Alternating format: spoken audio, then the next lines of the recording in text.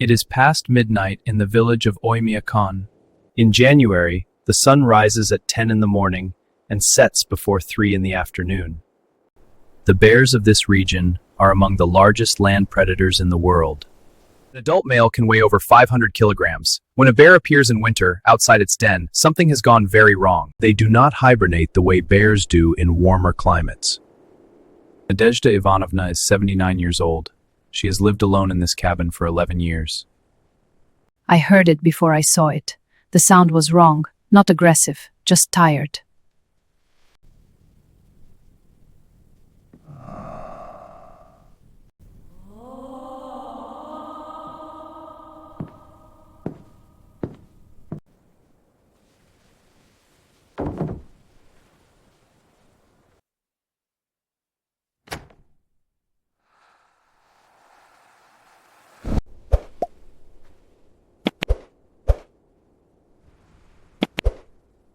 He looked at her.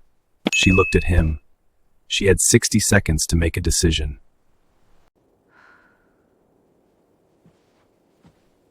She went to him.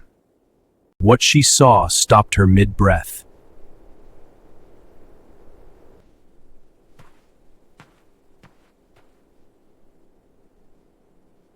A young male, not full-grown, large enough to be dangerous, too weak in that moment to be anything but desperate. His fur was matted and dark on one side, frozen blood. One of his front paws was raised at an angle that looked wrong. She knew immediately this was not the wind. She did not scream. She did not pray.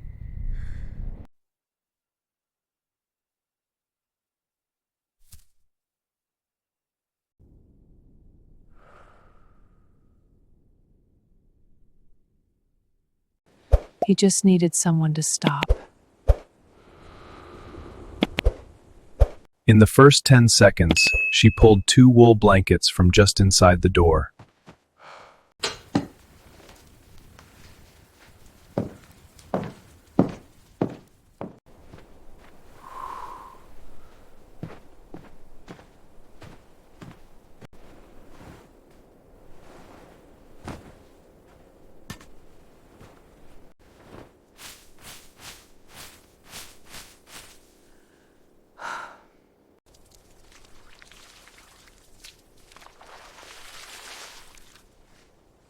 And she began the slump in degrees, in the dark.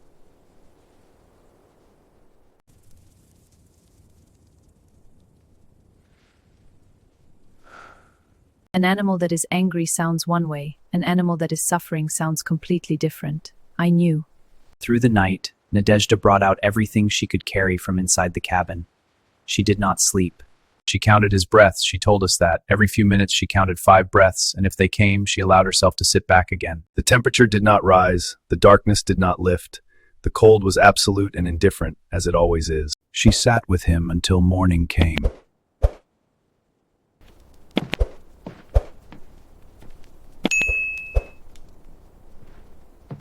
Through the night, Nadezhda brought out everything she could carry from inside the cabin. A second kerosene lamp for warmth.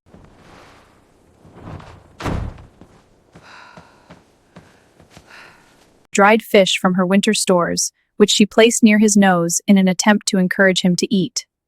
She sat in her winter coat and a reindeer skin shawl, and she watched him breathe. She counted his breaths. She told us that. Every few minutes she counted 5 breaths, and if they came, she allowed herself to sit back again.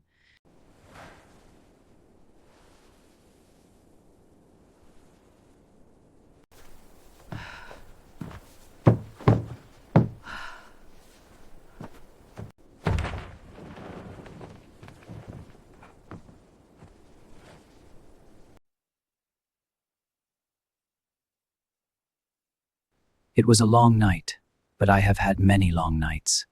This one at least I was not alone.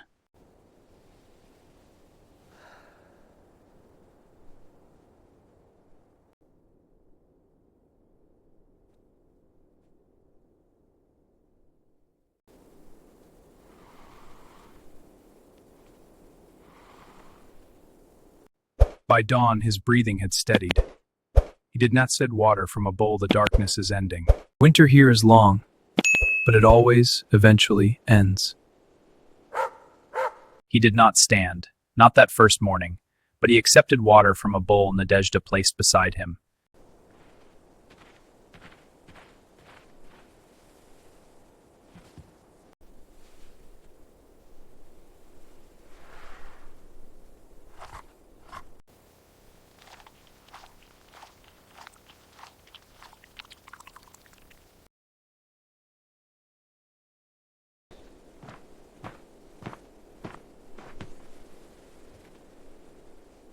She named him, quietly and without announcement, Grisha. The wound began to close. It had been caused, a visiting wildlife officer would later conclude, by another bear, a territorial encounter Grisha had clearly lost.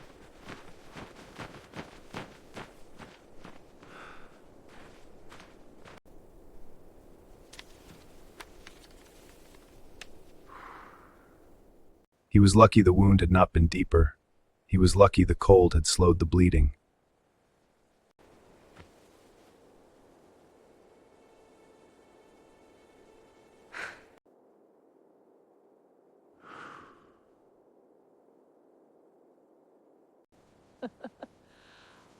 She cannot explain why. She just laughed.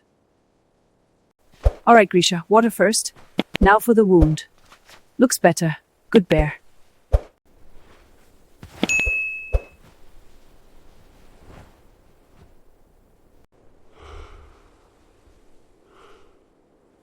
What? On the fourth day, he stood.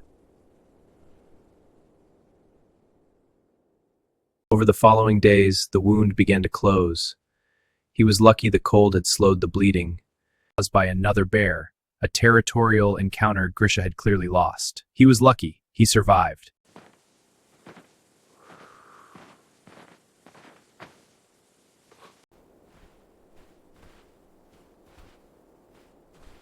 She named him Grisha. It means nothing particular. It was simply an Grisha she wants to.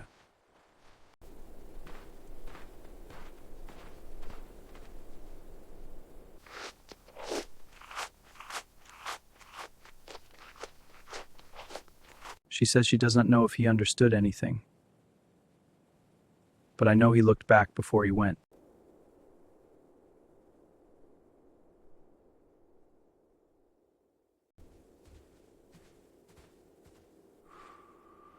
She is a woman who opened a door. She is a woman who stayed through a cold night because something alive needed her to stay.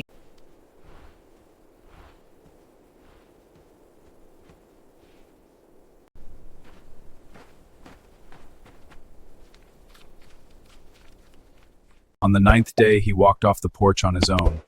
Nadezhda watched from the doorway.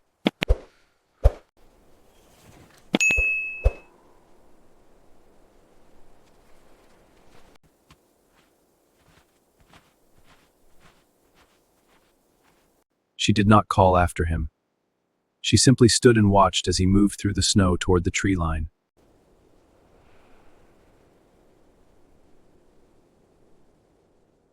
She raised her hand, not waving, just raising it. Then he was gone.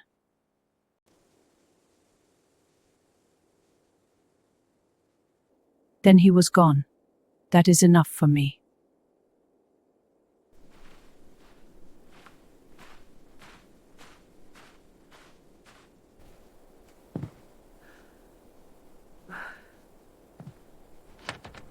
Small acts, repeated. Warmth offered when warmth is possible. Presence when presence is all you have to give.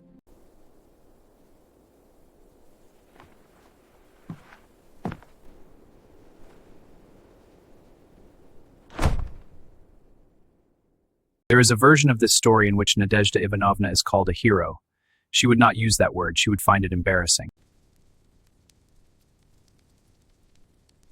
Somewhere in the forest outside Oymyakon, a bear is moving through the trees. His wound is healed. His step is sure. The cold does not touch him the way it once did, on a night when he found a door and a woman who opened it.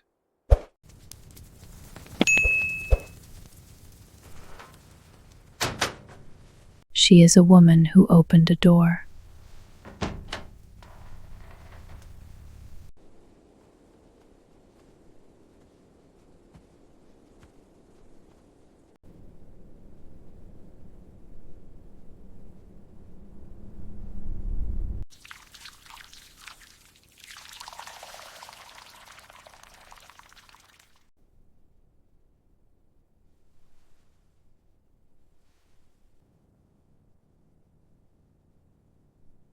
Winter here is long, but it always, eventually, ends.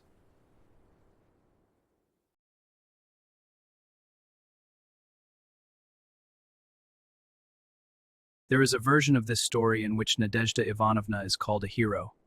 She would not use that word. She would find it embarrassing, perhaps even slightly absurd. She is a woman who opened a door.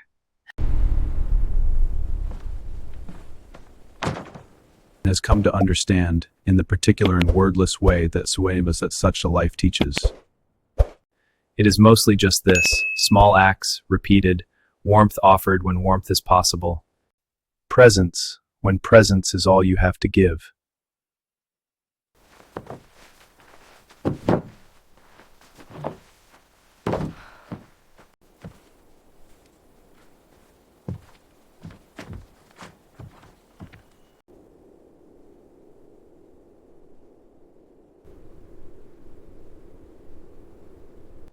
She has not seen him since.